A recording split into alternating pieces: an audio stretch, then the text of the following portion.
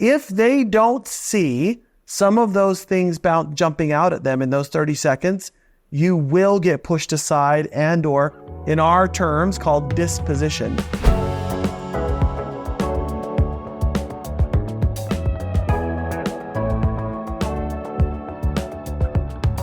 Hello everybody, welcome back to Mangoes Not Lemons. Today we are here to talk to all of you job hunters out there. There are some common questions that have been coming up a lot to our recruiters, to our clients, and we're going to talk about a couple of those today with some advice. The number one question we get is resumes, all about resumes. What's good? What's bad? What should I put in? What shouldn't I put in? The things you want to know on a resume, we're going to talk about that right now. So if you are currently in the market, going to be in the market, have recently been in the market, wondering why more people didn't call you, let's talk resumes for a few minutes. So when you're looking at a resume, you need to understand one thing when you're working on your resume. Recruiters and or HR staff traditionally spend about 30 seconds glossing over your resume, looking at bold letters and bullet pointed content. So knowing that right off the bat, that's probably the biggest tip I can give you is when you're drafting your resume, you want to make sure your name, your contact information is all visible, typically either at the top of the resume or clearly at the bottom of the resume. There's no right or wrong there. The top is usually better because they start and go top down. And then you'll want to do a section that's just your skills. That's maybe some bullet points at the top. Here are things that I think really separate me. I'm bilingual in Spanish. I speak German. I can type 80 words per minute. I've managed a team of 500 internationally.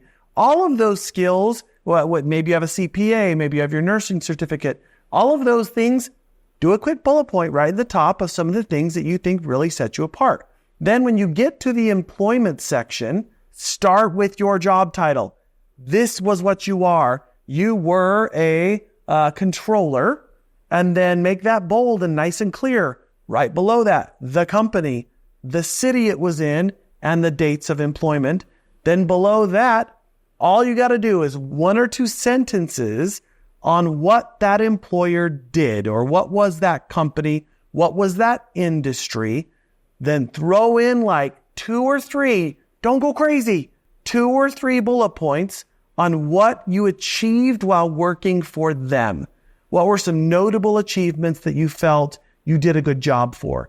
And keep that same format for every employer. You want to put the job title, the company, where it was located, dates you worked there, couple sentences about what the company did, and a few bullet points about what you did for them. And that's going to make it so every recruiter, every HR person out there is going to be able to, in those 30 seconds, glaze through and go ping, ping, ping, look at your dates, look at the experience, look at some of the notable accomplishments that you did while you were working for them. And they'll go, oh yeah, I like this person. I'm definitely going to call them for a pre-screen. If they don't see some of those things jumping out at them in those 30 seconds, you will get pushed aside and or, in our terms, called dispositioned. They'll disposition you to a stage of not qualified, other candidates more qualified, and you'll get a rejection notification if their process is a good process. So once you get past employment, so those are the critical pieces. Some bullets at the top about your strong skills. Keep a consistent format on your employers. Don't type too much. If you type too much, they won't get through it, and you'll be overlooked just by accident. Then below that, go into education. Talk about your education. Don't put dates. It's been brought to us a number of times. Your high school diplomas, your college bachelor's degree, your specialty master's degree or advanced degrees, list them, list the school. Don't put dates when you got them because it's unnecessary information and gives age-related information on your resume, which you don't want and or shouldn't be there. So don't include that. Also, references. Don't include references on your resume. Never include them. Just say references available upon request. Don't take up valuable real estate in your resume. Just list they're available if the employer needs them. And then below that, if you have anything special for certifications, list it in your education section. Make sure you list ongoing trainings. Even if you didn't get a certification, employers want to see in your education, what are you doing to still learn, if anything? Say you just went to a seminar for a leadership seminar. You just went to, a convention for human resources. All of those have value, and you should list them on your resume to show ongoing education. So don't overthink a resume, by the way. You don't have to stay to one page. That's all kind of old-fashioned mentality. You want to be brief, but one page is not necessary. So you can get into 2 pages if you have some good work history. Also, a common thing in employment, when you're working on employment, is gaps. If you have a gap longer than, say, 3 months, you need to account for that gap in your resume, just like you would a normal job. You want to put in there, put worked from home, put took vacation, took extended family leave for medical, and then put the dates of the gap, whatever you need to do to explain the gap. And let me tell you why. A lot of people say, why do they need to know? Because the risk of employment gaps is criminal history, is possible scenarios that might put the employer at risk for bringing you in without knowing why you just quit your last job for 6 months. And you want to be able to explain that. You want to be able to talk through that so it makes you seem like a less risky investment to work with you as the next employee that they hire. So make sure you touch on gaps when you're dealing with your employment history. But on the resume, keep it simple. Don't overthink it. Don't overtalk. If they want to know more information about a job, they're going to ask.